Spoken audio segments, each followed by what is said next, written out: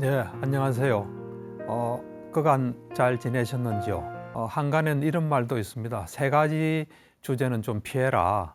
하나는 정치적인 이야기, 또 하나는 종교적인 이야기, 또 하나는 성적인 거에 대해서 이 동성애에 대한 어떤 견해 이런 걸 좀 피해라. 그런 말이 있을 정도로 서로 생각이 다르고 자칫하면 갈등이 생기고 언쟁이 생길 수 있는 그런 시대 같습니다.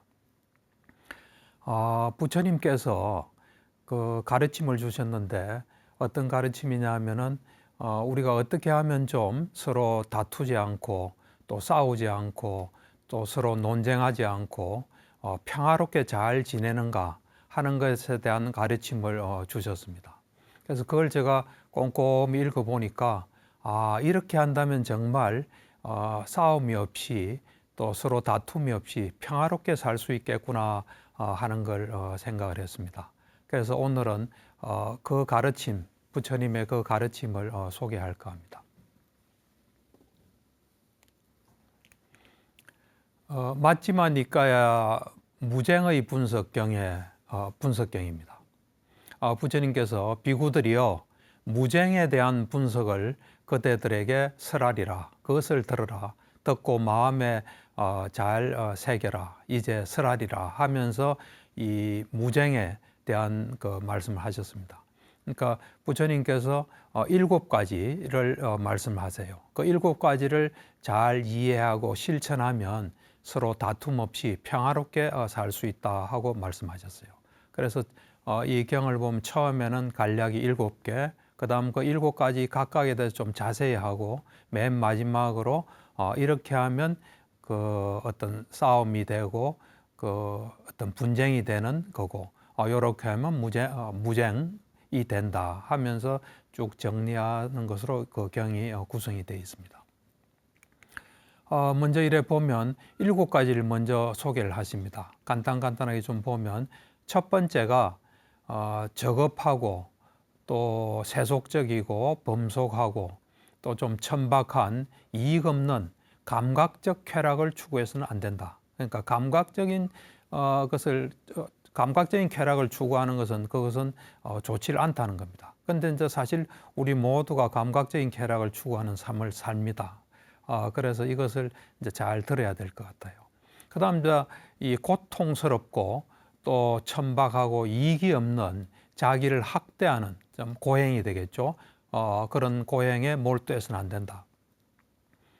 그러니까 이 감각적 쾌락을 추구하는 게 하나의 극단이라면 또 자기를 학대하는 고행도 또 하나의 극단적인 추구가 되겠죠.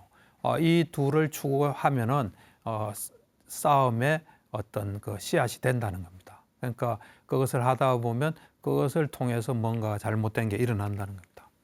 이제 두 번째는 이 양극단이라는 것은 감각적 쾌락을 추구하는 것, 그 다음에 고행.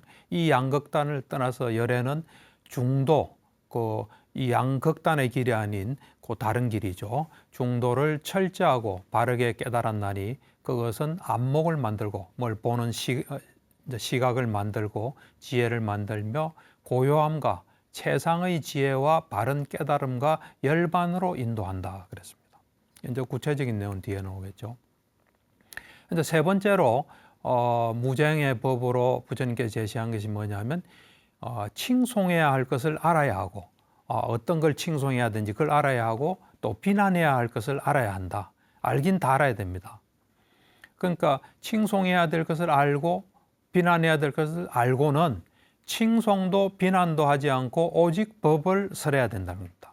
그러니까 칭송하고 비난할 것을 알긴 알지만 칭송하거나 비난하지 않고 법을 설하라는 겁니다. 이것도 이제 구체적인 내용은 나중에 이야기하겠습니다. 네 번째는 우리가 살아가면서 즐거움이 필요합니다. 즐거움은 우리에게 힘을 줍니다. 그래서 즐거움을 이제 우리가 느껴야 되는데 그 즐거움이 어떤 건지를 잘 구별할 수 있어야 된다는 겁니다. 그래서 그 즐거움을 구별해서 안으로서 좋은 즐거움을 우리는 추구해야 된다. 좋지 않은 즐거움을 추구할 때 또 어떤 그 다툼이나 싸움의 원인이 된다는 겁니다.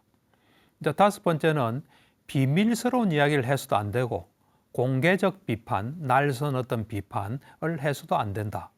근데 요건 이제 나중에 약간 그 단서 조항을 좀 답니다. 우리는 야, 이거 비밀인데 하면서 이야기하다가 그게 뭐 다 퍼지죠. 방송되는 것처럼. 그래서 이제 싸움이 되고 또 다툼이 일어나게 됩니다. 그래서 그다음 이제 6번째는 말할 때 침착하게 말해야 하고 다급하게 말해서는 안 된다. 그러니까 다급하게 말하는 거 한데 무슨 부작용이 생긴다는 겁니다. 그다음 마지막 7번째는 방언을 고집해서도 안 되고 표준어를 무시해서도 안 된다. 그러니까 부처님 당시만 해도 지금처럼 서로 교류하고 방송 이런 것도 없었기 때문에 방언과 표준어가 확연히 구별됐을 것 같아요. 그러니까 심한 경우는 방언을 쓴 사람 표준어를 모를 수도 있죠. 이런 때 방언을 고집해서도 안 되고 또 표준어를 무시해서도 안 된다. 이것이 무쟁의 분석에 대한 요약이다 하면서 7가지를 제시를 했습니다.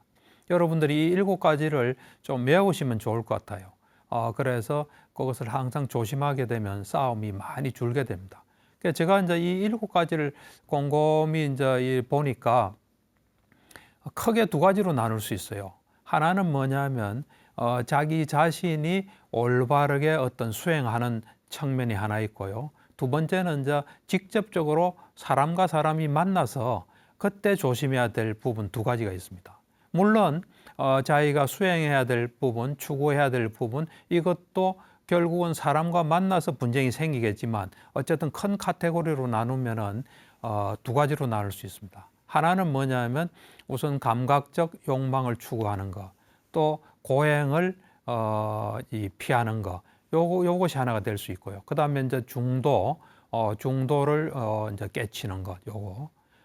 그 다음에 이제 그 어떤 스스로의 즐거움을 잘 구별해서 우리가 즐겨야 될 즐거움을 누리는 거, 이제 하는 거. 그러니까 요 3가지가 자기 이제 내적으로 좀 할 수 있는 거고, 그다음 이제 직접적으로 사람과 사람이 만났을 때는 예를 들면 칭송해야 될 거, 비난해야 될 거 잘 알지만 그렇게 하지 않고 법을 설하는 거, 또는 이제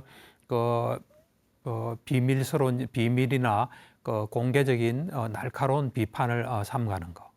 그다음 이제 침착하게 말해야 하고 다급하게 말해서는 안 되고, 또 방언을 고집해서도 안 되고 표준어를 무시해서도 안 되고.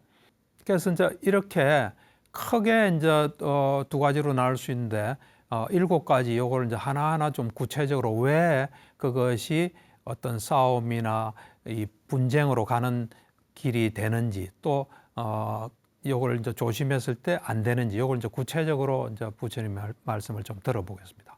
제일 첫 번째로 이제 감각적 쾌락을 추구해서도 안 되고 자기를 괴롭히는 어떤 고행에 몰두해서도 안 된다 하는 것에 대해서 무엇을 근거로 그런 말을 말씀하셨는지 말하고 있습니다. 그래서 이제 그 첫 번째로 감각적 쾌락에 대한 이야기를 이제 하시는데, 그러니까 이 저급하고 또 세속적이고 또 좀 범속하고 천박한 이익 없는, 부처님 눈으로 볼 때는 이익이 없는 겁니다. 감각적 쾌락과 관련된 그런 즐거움에 속하는 기쁨을 추구하면은 그 기쁨을 추구하는 것 자체가 괴로움을 가져오고 우리에게 상처를 가져오고 또 절망을 수반하고 열병 막 열에 들떠는 그런 것을 가져온다는 겁니다. 그래서 그것은 거릇된 도닦겁니다. 이런 말씀하세요. 그러니까 우리가 사실은 이 감각적 쾌락에 관계된 어떤 기쁨을 추구하다 보면 아주 냉정하게 보면 감각적인 쾌락을 추구해서 엄청난 노력을 해야 되고, 또 감각적 쾌락이라는 게 잠깐 있는 거거든요. 있고 나면 또 뒤에 어떤 문제가 생길 수 있고, 그런 걸 추구하는 과정에서 다른 사람들하고 또 문제가 생길 수 있기 때문에 그것은 잘못된 거다 이겁니다. 잘못된 길이다 이런 겁니다. 그래서 그런 감각적 쾌락에 관련된 어떤 즐거움, 기쁨, 이걸 추구하지 않는 것은, 그런 감각적 쾌락을 추구하지 않는 것은 우리에게 괴로움을 가져다 주지 않는다는 겁니다. 또 우리에게 상처를 가져다 주지 않고 절망과 우리를 어떤 들떡에 어떤 열병에 사로잡히게 하지 않기 때문에 그것은 바른 도닦음이랍니다. 그러니까 근본적으로 이 감각적 쾌락을 추구하는 것에 관계된 것이 괴로움이란 겁니다. 그 잠깐의 어떤 달콤한 것에 붙어 있는 큰 괴로움, 또 괴로움을 겪다 보면 거기서 다른 사람하고 분쟁이 될 수도 있고 뭐 여러 가지 요소가 있을 수 있다는 겁니다. 그 다음에 이제 그 양극단인 자기를 학대하는 고행, 이거는 이제 고통스럽고 좀 천박하고 이익이 없는 행위인데 이것들도 마찬가지로 우리에게 괴로움을, 이건 직접적인 괴로움이 되겠죠. 괴로움을 가져오고 상처를 가져오고 절망과 열병을 수반하기 때문에 이것은 잘못된 어떤 길이라는 겁니다. 잘못된 길이고 그거를 추구하는 것은 잘못된 도닦음입니다. 그래서 그런 우리에게 괴로움을 주고 상처를 주고 또 여러 가지 절망을 가져오게 하고 또 우리가 뭔가 그것에 들뜨게 하는 그런 것을 가져오는 고행을 하지 않는 것은 바른 길이고 바른 도닦음이다 이랬습니다. 그래서 이 고행을 하다 보면 거기서 뭔가 자기가 괴로운 사람은 또 남을 괴롭히는 경향이 있습니다. 그러니까 이 고행을 하다 보면 거기서 분쟁의 씨앗이 생길 수 있다는 겁니다. 그래서 이제 이런 의미에서 감각적 욕망도 추구하지 말고 고행도 추구하지 말아라 하고 말했다고 부처님께서는 말씀하세요. 그 다음 이제 두 번째가 앞에 말한 감각적 쾌락을 추구하고 고행을 하는, 자기를 괴롭히는 고행을 하는 이 양극단, 그러니까 이 그 감각적 쾌락 추구와 고행을 두 가지 극단으로 본 겁니다. 이 극단을 떠나 열애는 중도를 철저하고 바르게 깨달았다는 겁니다. 그러니까 항상 제가 초기 경전에서 이 중도는 항상 여기에만 국한되어서 나옵니다. 그러니까 그 감각적 욕망을 추구하고 고행을 추구하는 요때 이 양극단을 떠나서 열애는 중도를 철저하게 깨달았다지 그거 없이 그냥 열애는 중도를 깨달았다 이 말은 없습니다. 그러니까 항상 요 양극단에서 중도가 나오신다고 보시면 됩니다. 그래서 이 중도를 철저하고 바르게 깨달았나니 그것은 이래 안목, 뭐 세상을 보는 또 우리를 보는 그 눈을 만들고 지혜를 만들며 고요함과 최상의 지혜와 바른 깨달음과 열반으로 인도한다.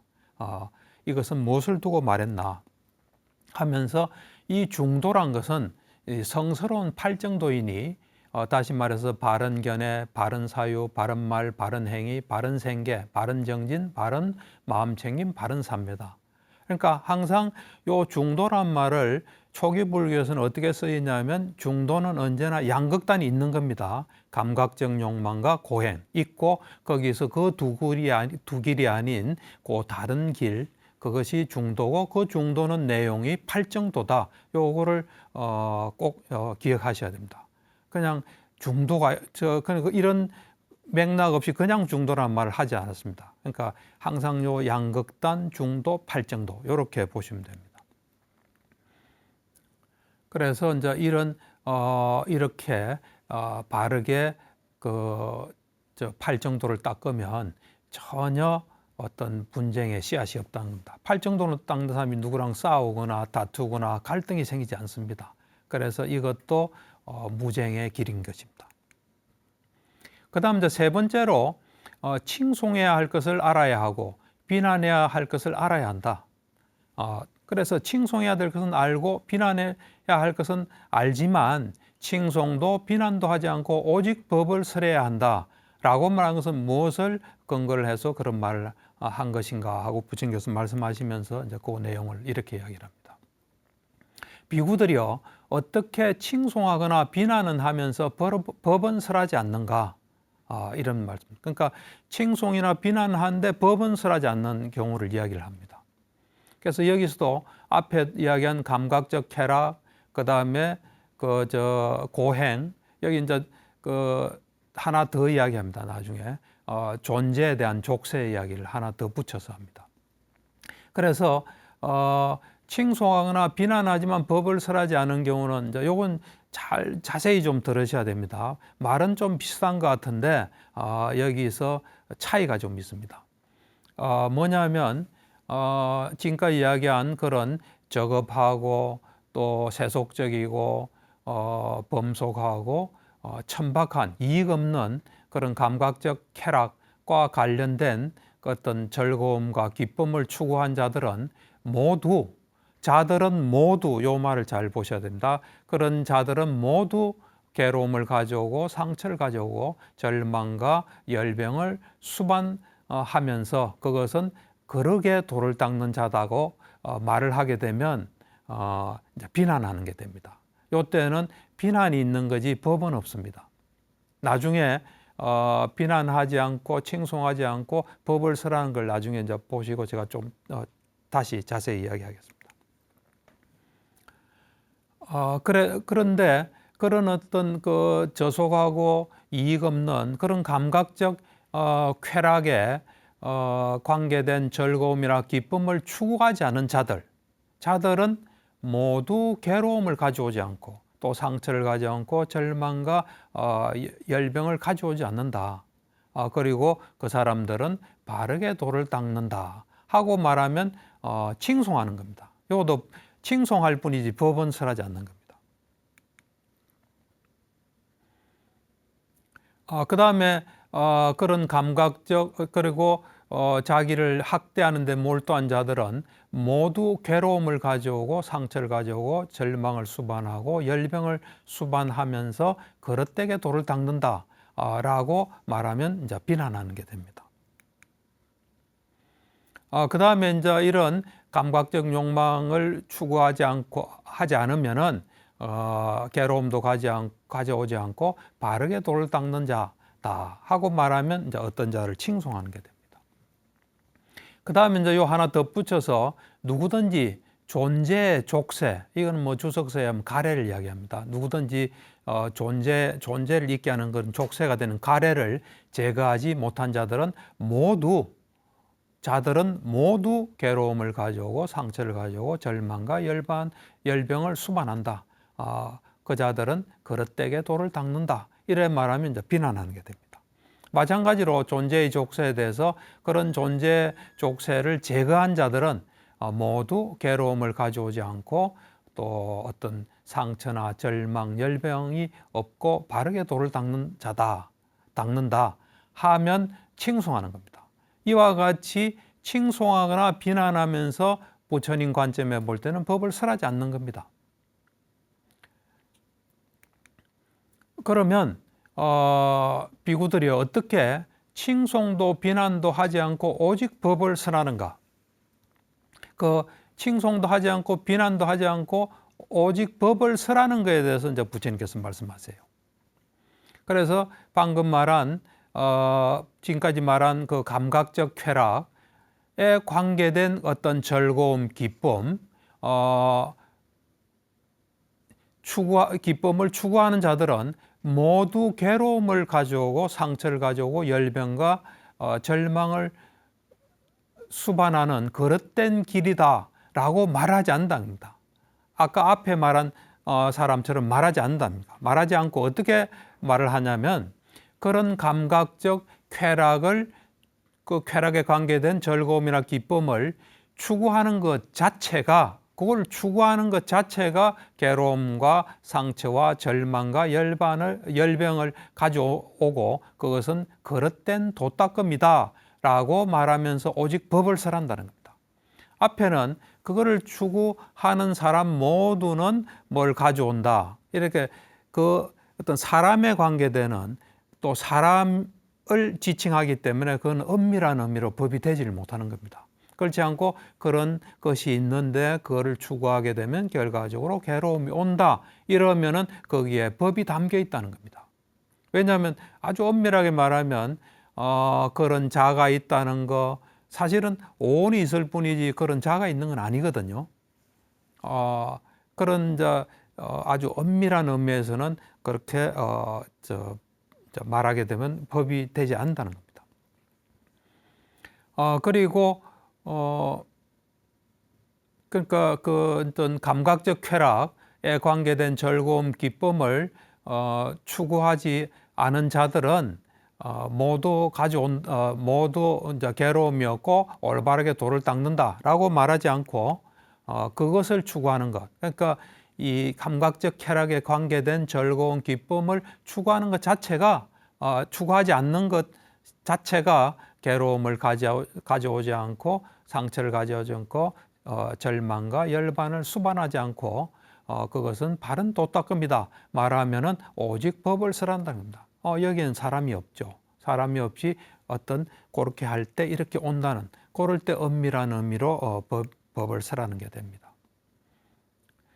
마찬가지로 어떤 고행, 그러니까 고행도 고통스럽고 좀 천박하고 이익이 없는 그런 고통을 가져오는 그 고행에 몰두하는 자들은 모두 이런 걸 그렇게 말하지 않고 어떻게 하냐면 그것을 추구하는 것 자체가 괴로움이 된다. 그리고 그것은 그릇된 도닦음이다 라고 말하게 되면 법을 설하는 게 된다는 겁니다.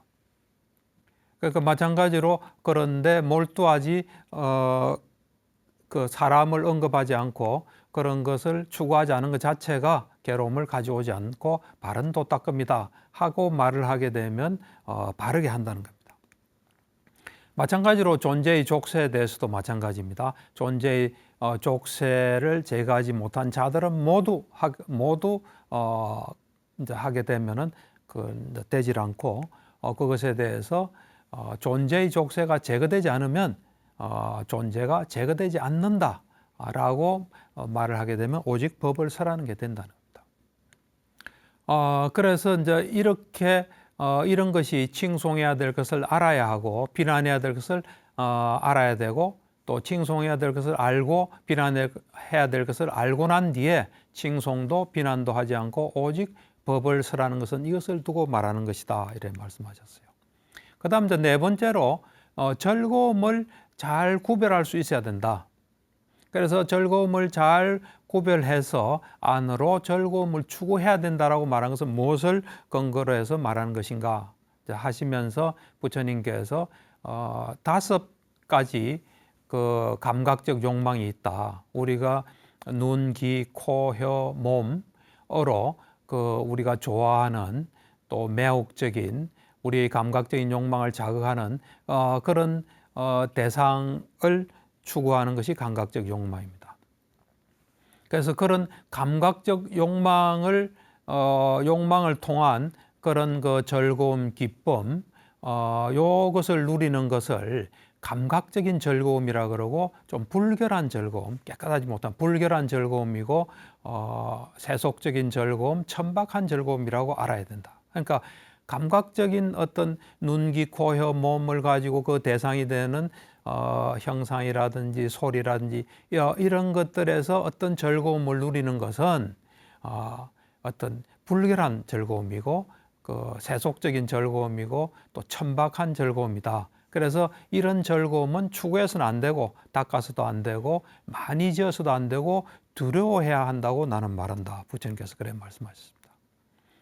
그런데 그런 어떤 그 질이 나쁜 즐거움에 비하면은 이제 이 선을 닦아서 선정에 들어서 얻는 즐거움 이거에 대해서 말씀하세요. 그러니까 감각적 욕망을 완전히 떨쳐버리고 앞에 말한 그 감각적 욕망을 완전히 떨쳐버리고 해로운 법들을 떨쳐버린 뒤 일으킨 생각과 지속적인 고찰이 있고 떨쳐버림에서 생긴 희열과 행복이 있는 초선을 구족하여 봅니다. 그 다음 이제 이선에 들어갈 때는 이제 일으킨 생각, 지속적인 고찰을 떨어뜨리고 이선에 들어가게 됩니다. 3선에서는 앞에 이제 희열을 떨어뜨리고 4선은 행복까지 떨어뜨리고 그래서 4선에 들어서 머무는데 이것을 일러서 출리의 즐거움, 그러니까 세속적인 걸 넘어선 그런 즐거움, 떨쳐버림의 즐거움, 고요함의 즐거움, 깨달음의 즐거움이란다. 이런 즐거움은 추구해야 하고 닦아야 하고 많이 지어야 하고 두려워할 필요가 없다고 말씀하셨어요. 그래서 이 즐거움이 어떤 건지 잘 구별해서 판별해서 판단해서 그 안으로 정말 그 느껴야 될 즐거움을 느껴야 한다고 말씀하셨습니다. 그렇게 느끼게 되면은 분쟁이 없어진다는 겁니다. 그다음 이제 다섯 번째로 비밀스러운 이야기를 해서도 안 되고 날선 공개적 비판을 해서도 안 된다. 그건 무슨 뜻인가 하면서 여기는 약간 제한적인 요소를 둡니다. 비구들이요, 여기 비밀스러운 이야기가 사실이 아니고 또 말할 가치가 있는 것도 아니고 이익을 줄 수 없다고 한다면 그 비밀스러운 이야기를 결코 해서는 안 된다. 그러니까 비밀스러운 이야기가 있는데 그걸 하고 싶을 때는 처음에 사실인지 아닌지를 봐야 되는 겁니다. 두 번째는 그것이 진실인지 말할 가치가 있는지, 또 세 번째는 상대방한테 이익을 줄 수 있는지 이거를 먼저 따져야 된다는 겁니다. 그래서 그런 사실도 아니고 진실도 아니고 이익을 줄 수 없다면 그런 비밀스러운 이야기는 결코 해서는 안 된다는 겁니다. 이제 그렇지만 그러니까 비밀스러운 이야기가 사실이고 진실이라도 이익을 줄 수 없으면 또 하지 않아야 됩니다. 그러니까 사실, 진실, 이익 요 세 가지를 다 충족해야 됩니다. 그래서 그 비밀스러운 이야기가 사실이고 진실이고 이익을 줄 수 있다고 안다면 그 세 가지를 비밀스러운 이야기가 잘 충족한다면 그 비밀스러운 이야기를 할 시기를 잘 보아야 한다 했습니다. 이제 여기서 이제 시기까지만 이야기하지만 다른 데 보면 우리가 말을 할 때는 적절한 표현을 해야 된다고 표현까지 이야기를 합니다. 그러니까 다섯 가지를 갖추어서 말을 하라는 겁니다. 그 다음 이제 공개적 날선 그런 비판도 똑같이 해당이 됩니다. 이게 사실이냐, 또 가치가 있느냐, 이익을 줄 수 있냐 없냐, 그거를 따져가지고 거기 안 되면 하지 말고 그것이 된다 할지라도 시기를 잘 봐야 된다는 겁니다. 그 다음 이제 여섯 번째가 말할 때 침착하게 말해야 하고 다급하게 말해서는 안 된다 라고 말한 것은 무엇을 근거로 해서 말하나 하면서 부처님께서 우리가 말할 때 다급하게 말하면 몸도 피곤하고 마음도 흥분되고 목소리도 갈라지고 목도 쉰다. 또 다급하게 말하는 자의 말은 불분명하고 이해하기가 어렵다. 이제 그에 비해서 침착하게 말하면 몸도 피곤하지 않고 마음도 흥분되지 않고 목소리도 갈라지지 않고 목도 쉬지 않는다. 또 침착하게 말하는 자의 말은 분명하고 이해하기가 쉽다. 그래서 내가 이런 말을 한다. 그래 말씀하셨어요.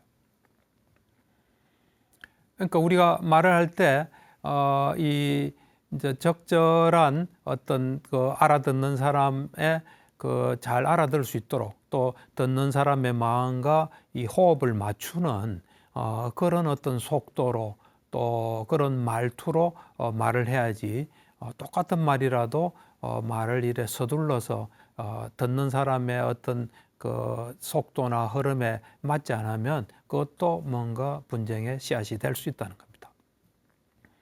그 다음 이제 마지막으로 방언을 고집해서도 안 되고 표준어를 무시해서도 안 된다. 이 말은 내가 왜 하느냐 하면서 이제 부처님께서 말씀하시기를 이제 그 당시에는 뭐 지금과 같이 달리 교로도 많지 않기 때문에 방언이 많았겠죠. 그렇지만 이제 사람들이 그 중앙에 중심되어서 중심지의 어떤 표준어가 있었겠죠. 그래서 이제 그런 이제 부처님께서 방언과 표준어에 대해서 어떻게 해야 되냐. 이제 방언을 고집해서도 안 되고 표준어를 무시해서도 안 된다.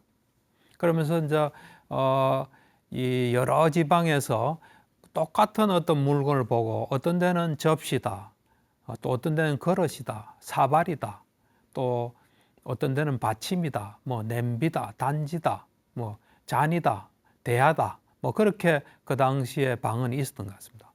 그래서 그런 각 지방에서 부르는 대로 그것을 완고하게 고집해가지고 이것만이 맞는 거고 다른 것은 잘못된 거다. 그렇게 방언을 고집하고 표준을 무시하게 된다는 겁니다. 그래서는 안 된다는 겁니다. 그래서 비구들이요, 그럼 어떻게 방언을 고집하지 않고 표준어를 무시하지 않는가?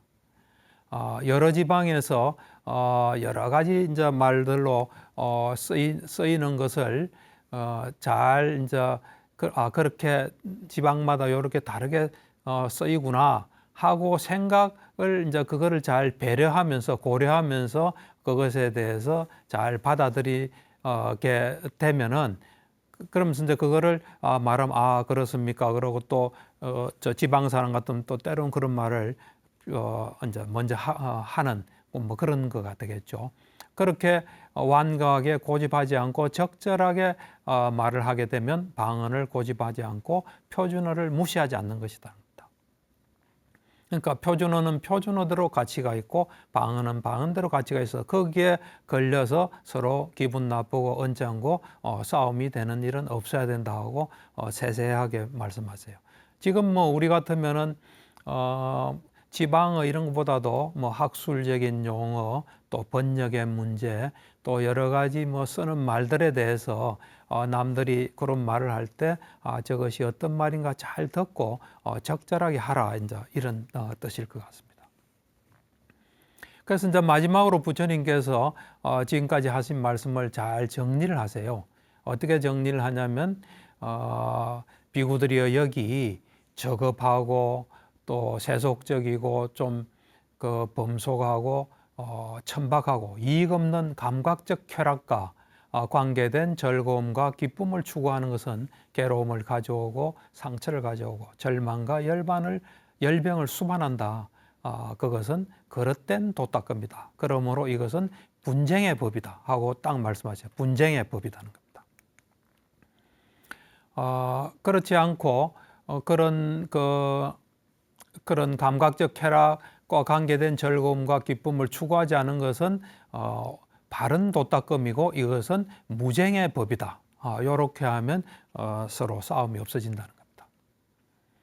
그 다음에 이제 그 자기 학대, 아무런 이득이 없고 고통스럽고 천박한 그런 자기 학대에 몰두하는 것은 이 그릇된 도닦음이고 이것은 분쟁의 법이다. 그걸 하게 되면 분쟁이 일어날 수밖에 없다는 겁니다. 그 다음에 이제 그런 자기 학대에 몰두하지 않은 것은 괴로움을 가져오지 않고 바른 도닦음이고 이것은 무쟁의 법이다 하고 말씀하세요.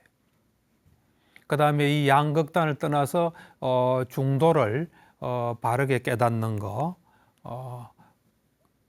그것은 그 괴로움을 가져오지 않고 바른 도닦음이고 이것은 무쟁의 법이다 그래 말씀. 이제 그다음 뭐 지금까지 이야기했지만 이제 부처님께서 정리하시면서 칭송해야 하거나 이제 비난을 하면서 법을 설하지 않는 것은 괴로움을 가져오고 또 그릇된 도닦음이다. 그래서 분쟁의 법이다.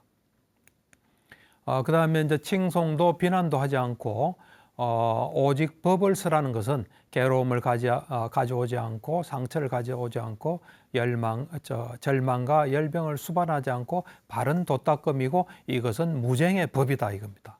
그러니까 무쟁의 그 법이 이제 칭송도 비난도 하지 않고 법을 설하면 그것은 서로 이 다툼이 없는 결과를 가져온다 이겁니다.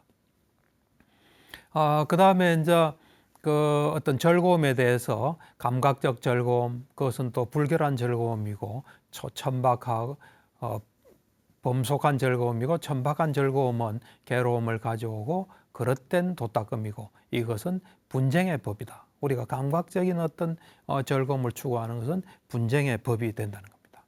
이제 그렇지 않고 선정을 통한 즐거움, 출리의 즐거움, 떨쳐버림의 즐거움, 고요함의 즐거움, 깨달음의 즐거움은 괴로움을 가져오지 않고 무쟁의 법이다.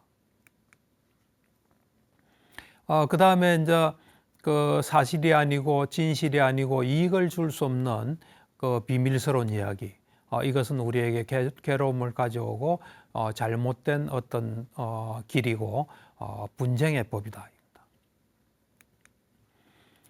그 다음에 이제 비밀스러운 이야기가 이제 사실이고 진실이라도 이익을 줄 수 없으면 그것은 또 잘못된 거고 분쟁의 법이다. 비밀스러운 이야기가 사실이고 진실이고 이익을 줄 수 있는 것이라면 그것은 괴로움을 가져오지 않고 바른 도닦음이고 이것은 무쟁의 법이다 그랬습니다. 그 다음 이제 날선 비판에 대해서도 사실이 아니고 진실이 아니고 이익을 줄 수 없으면 그것은 잘못된 것이고 그건 분쟁을 불러온다. 그 다음 이제 그런 날선 공개적 비판이 사실이고 진실이라도 이익을 줄 수 없으면 그것도 잘못된 것이다. 분쟁의 법이 된다. 그렇지만은 날선 공개적 비판이 사실이고 진실이고 이익을 줄 수 있다면 그것은 이제 시기를 잘 선택해야 되겠죠.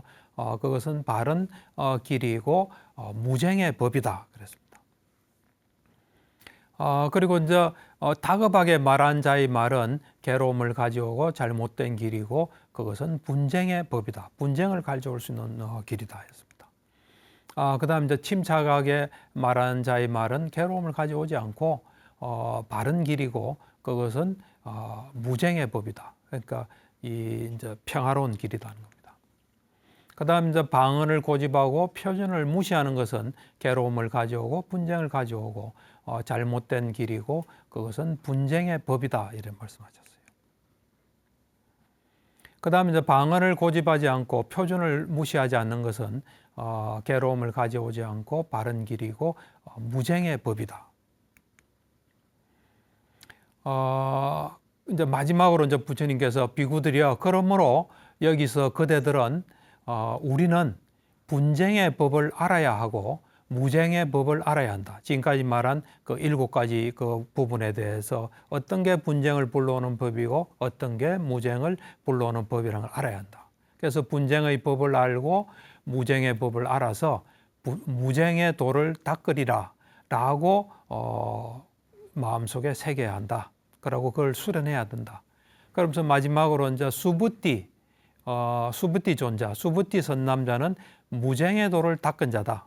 이 말은 뭐냐면 이 수부띠 존자는 무쟁의 도를 알고 실천해서 무쟁제일이 된 자다 하는 이야기입니다. 우리가 앙구따라 니까에 보면은 누구는 뭐의 제일이다 쭉 말할 때 수부띠는 평화롭게 사는 데에서 제일이다 이런 이야기를 합니다. 그래서 이 수부띠 존자는 지금까지 설한 부처님의 어떤 다툼이나 어떤 그 싸움이나 논쟁을 가져오지 않는 그런 무쟁의 법을 잘 실천한 자다 하고 수부띠 존자를 모델로 이야기하고 있습니다. 예, 지금까지 부처님의 무쟁에 대한 가르침을 들었습니다. 혹 듣고 질문 있으시면 질문 바랍니다. 예, 말씀 전체적으로 공감하고요, 이해하고 말씀 잘 들었습니다. 네, 이제 두 가지 질문을 좀 드리고 싶은데요. 네네. 첫 번째는 그 감각적 즐거움과 관련한 연관 속에서 그 예술이라고 하는 것에 대해서 좀 생각을 해봤습니다. 네. 예술이라고 하는 게 어떻게 보면은 그 어떤 형상을 통한 즐거움, 그다음에 소리의 즐거움이라든지 행위의 즐거움이라든지 인간이 추구할 수 있는 아주 차원 높은 즐거움을 추구하는 행위라고 생각이 드는데요. 그러면 전체적인 말씀 속에서 그런 어떤 그 감각적 즐거움을 끊어내기 위해서 인간이 하는 그런 그 예술적인 행위나 그런 고민들도 고통을 없애기 위해서 거부하고 배제해야 되는 것인지 하는 그런 궁금증이 들었고요. 네. 첫 번째 여쭙고 싶은 거고요. 두 번째는 그 타인과의 어떤 그 관계 속에서 갈등이라든지 분쟁을 없애기 위한 방법론이라는 생각이 좀 들었는데요. 근데 예를 들어서 어떤 폐쇄적인 공간에서 상대와 나 자신과의 그 관계 속에서 그게 폐쇄적인 공간이란 말이에요. 그러면 여기서 말씀하셨던 것들을 제가 온전하게 다 실천을 한다고 하더라도 상대방의 어떤 특성과 어떤 특수한 동기에 의해서 예를 들어서 군대라든지 아니면 감방이라든지 이런 폐쇄적인 공간 속에서도 온전히 내가 잘하면 그런 분쟁이 없어질 수 있을 것인가 라고 하는 어떤 현실적인 그런 생각이 들었습니다. 예, 그래서 두 가지를 좀 여쭙고 싶습니다. 예. 먼저 첫 번째 예술에 대해서는 이제 여기서 부처님께서 말씀하시는 거는 그 윤회도 다 깔고 있다고 봐야 돼요. 윤회라는 거. 그러니까 우리가 정말로 뭔가 붙잡고 있는 뭔가 이제 지금 이 세속에서는 예술은 굉장히 중요합니다. 사람의 어떤 정신을 좀 순화시키고 뭔가 궁극적인 걸 추구하게 하는 그런 그 어떤 가치는 충분히 있지만 이제 그거로 인해서 어째 보면은 그런 걸 추구하면서 내 예술이 더 낫다 또 못하다 그런 것도 있을 수 있지 않습니까? 어떤 예술의 어떤 수준도 따질 수 있고 여러 가지.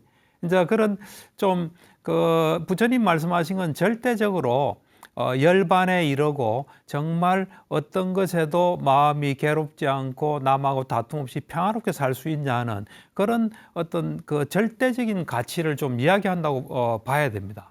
그러니까 우리가 정말로 그 예술을 하면서 내가 있고 저거는 참 좋은 세계다 이래 되면 사실은 우리가 정신인식 과정에서는 해로운 마음의 부수가 돌 수밖에 없어요. 해로운 마음의 인식 과정이 돌 수밖에 없거든요.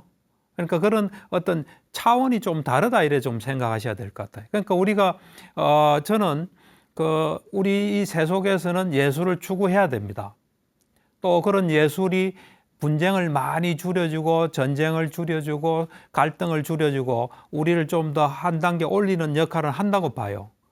그렇지만은 정말로 이제 그 어떤 수준 높은 차원에서는 그것마저 버려야 되는. 그래서 이 우리가 지켜야 될 계 중에 7번째 계가 오락이나 뭐 이런 거기에 분명히 예술도 포함될 거예요. 그건 하지 않도록 그래 돼 있습니다. 그렇기 때문에 이거는 어떤 그 수준의 차이에 그걸 좀 감안해서 이 법문을 들으셔야 될 거예요. 그다음 이제 두 번째는 이제 감방이다. 아주 극단적인 경우겠죠, 그죠? 교도소다. 그다음에 여러 가지 밀폐된 데서 누구랑 그 할 때 저는 뭐 이해하기로는 적어도 내가 분쟁의 씨앗은 만들지 않겠다는 거지. 남이 어떻게 그 분쟁을 만드는 것은 그거는 그 사람이 만드는 거는 어쩔 수 없죠. 하지만 내가 그에 대해서 그 분쟁을 이제 만들고 또 거기에 동참하고 그런 건 안 하는 그런 쪽으로 좀 이해를 해 주셔야 될 것 같아요. 뭐 그런 사람이 있으면 내가 가만히 있어도 전에 우리가 그 부처님 그 화다스리는 거에 볼 때 부처님께서 법을 말씀하셔도 당신 지금 나한테 화낸다 이렇게 반응했거든요. 욕설경에 보면 상류다니까요. 그렇듯이 상대방의 어떤 업이나 상대방의 수준으로 인한 거는 그건 어떻게 할 수 없죠. 근데 그 사람을 자극하거나 이런 건 하지 않지만 근본적으로 내가 아무리 무쟁의 법을 다 실천한데도 상대방이 그러면 거기서 뭔가 뭐 이상한 건 있을 수 있지만 둘이서 손바닥이 마주쳐서 소리 나는 일은 없을 겁니다. 그런 정도로 이해를 해 주시면 좋을 것 같아요. 좀 네, 구별을 이해했습니다. 해야 네, 될 것 감사합니다. 같습니다. 예. 우리는 살다 보면 자칫하면 분쟁이 생기기 쉽습니다. 서로 생각이 다르고 또 살아가는 게 다르고 이념이 달라서 자칫하면 다툼이 일어날 수 있는데 그런 다툼을 근본적으로 어떻게 하면 해결할 수 있나 하는 부처님의 가르침을 오늘 이 시간에 들어봤습니다. 예, 경청해 주셔서 감사합니다.